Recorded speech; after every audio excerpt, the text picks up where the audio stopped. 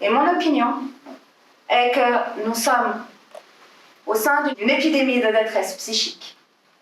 Qu'à l'instar de la détresse respiratoire dans le Covid ou de la détresse gastro-intestinale dans le choléra, augmenter le nombre de profs, d'éducateurs, de soignants, en fait, tout le réseau de la santé mentale qui était dans la rue cet automne pour dénoncer les mesures d'austérité, non pas parce qu'on est des enfants gâtés, mais parce qu'on est débordés.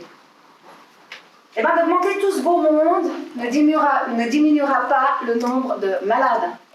Ça diminue le nombre de morts. Et effectivement, ces 30 dernières années, il y a moins de suicides réussis. Pour diminuer le nombre de malades, il faut assainir les sources épidémiologiques. Et je vous en ai fait une petite liste, bien sûr, non exhaustive. Une taxe sur tous les sucres ajoutés et les aliments ultra transformés. Il faut l'interdiction des distributeurs de type Selecta, à proximité ou dans les écoles. Écoles, gymnases et écoles professionnelles comprises. Et il faut recommencer à distribuer des pommes à la récréation. Il faut traiter les barons du tabac comme les barons de l'héroïne et de la cocaïne, leur interdisant l'accès à nos politiciens à travers leur lobbying. Bien sûr, il faut une loi sur l'âge légal de l'accès de notre jeunesse aux réseaux sociaux. Les parents vous diront merci, mais c'est totalement insuffisant. C'est comme l'âge légal sur les puffs Mon Petit Poney. Parce que le propre d'un cerveau d'Homo sapiens immature, c'est sa créativité. J'en ai encore la preuve. Aujourd'hui, j'ai croisé, j'allais au kiosque, et j'ai croisé, en sortant, un petit groupe de petites nénettes adorables, vraiment chou comme tout, 14 ans, qui me disaient « Hé madame, bonjour, vous seriez d'accord à aller m'acheter une puff ?»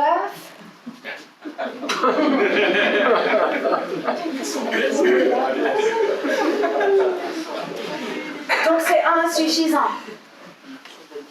Il faut l'interdiction d'un bon nombre de contenus et d'algorithmes. Il faut une loi sur la souveraineté de l'esprit humain et sur l'autonomie et le droit à l'autonomie de pensée. Mais comme vous le voyez avec le Covid, c'est difficile d'assainir des sources épidémiologiques, voire parfois même impossible. Donc, ce qu'il faut faire en parallèle, c'est vacciner en masse le plus rapidement possible. Alors, je vous ai fait aussi une petite liste de vaccinations de masse non exhaustive. Il faut prendre en compte les besoins de nos 98% de chimpanzés. Il faut augmenter l'activité physique transgénérationnelle. Que les classes flexibles ne soient plus des exceptions, mais deviennent des généralités. Que les bureaux flexibles ne soient plus des exceptions, mais deviennent des généralités. Des journées de classe verte hebdomadaires. Oui, parce que si on veut que les gens ils bougent tous les jours, il faut qu'ils apprennent qu'il n'y a pas de mauvais temps, il n'y a que des mauvais habits. Que toute mesure de sécurité ayant un impact sur le mouvement soit vue comme des mesures de contention et doivent être réévaluées.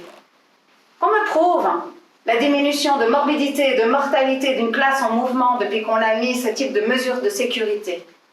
Parce que l'augmentation de la morbidité et de la mortalité d'une telle mesure n'est plus à prouver.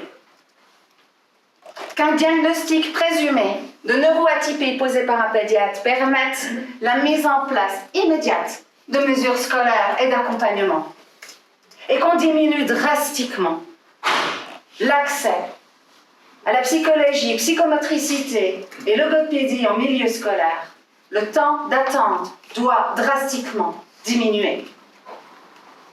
Et qu'on enseigne et pratique la méditation en pleine conscience quotidiennement à l'école et en entreprise. Que chaque élève commence sa journée d'école avec un temps de méditation en pleine conscience. Et qu'avant chaque test, il puisse faire 3 minutes de cohérence cardiaque. Le marketing s'adresse à notre cerveau reptilien, siège de notre instinct de survie, stimulé par la peur, s'adresse à notre cerveau limbique, siège de nos émotions, de la construction de notre mémoire, des circuits de la récompense et de la dépendance.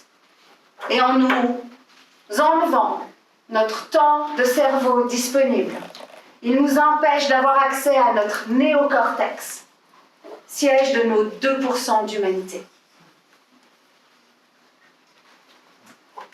Merci.